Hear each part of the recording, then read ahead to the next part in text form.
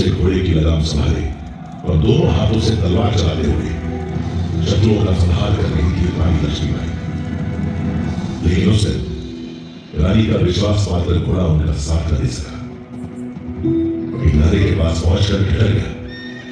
रानी को गुस्सा बसने में घेर लिया।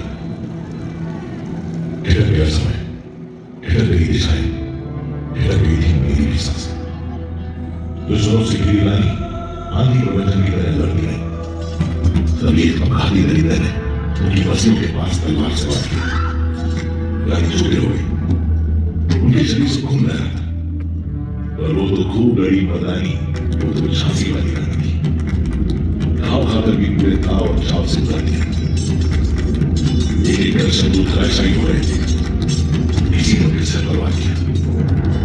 इस बार उनकी आंख सूखी हो गई। उन्हें ठीक से दिखाई नहीं दे रहा था। फिर भी रानी डरी रही। मुसारों का सफाया करते हुए तभी गुल मोहम्मद और बाकी साथी रानी के पास पहुंचे। सबने देखा कि रानी नख से शिख तक खून से लथपथ है। देखते देखते रानी घोड़े की पीठ पर उड़ गई। मेरे मन में गूंज रहे युद्ध शुरू होने से पहले के रानी के शब्द। आज ये युद्ध का अंतिम दिन हो सकता है। अगर मैं मर जाऊं तो तुम्हें मेरे पुत्र दामोदर की रक्षा करनी होगी। याद रहे, चाहे कुछ भी हो जाए, मेरी मौत के बाद कोई भी फिरंगी मेरे शरीर को छूने ना पाए। गुल मोहम्मद ने रानी के घोड़े की लगाम संभाली और मैं जंग के मैदान की दूसरी ओर बाबा गंगादास जी की कुटिया में ले गया। रानी की हालत नाजुक थी। बाबा गंगादास ने उनकी नब्ज पकड़ी तो उनकी आंखों में नमी साफ दिखाई देने लगी। हम सब जिस घड़ी की कल्पना भी नहीं कर सकते थे, वो घड़ी हमारे सामने थी। बाबा ने रानी के मुंह में गंगा चलाया। थोड़ी देर में रानी की आंख खुली।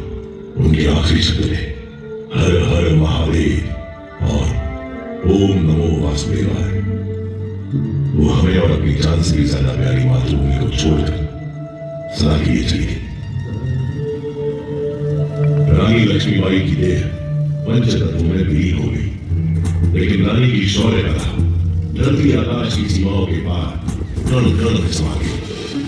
रानी की कीर्ति समय के बंधनों को लांघकर आज भी हमारे सामने मौजूद है। लोग कहते हैं कि उस दिन रानी मर गई थी, लेकिन मैं जानता हूं उस दिन रानी लक्ष्मीबाई युगों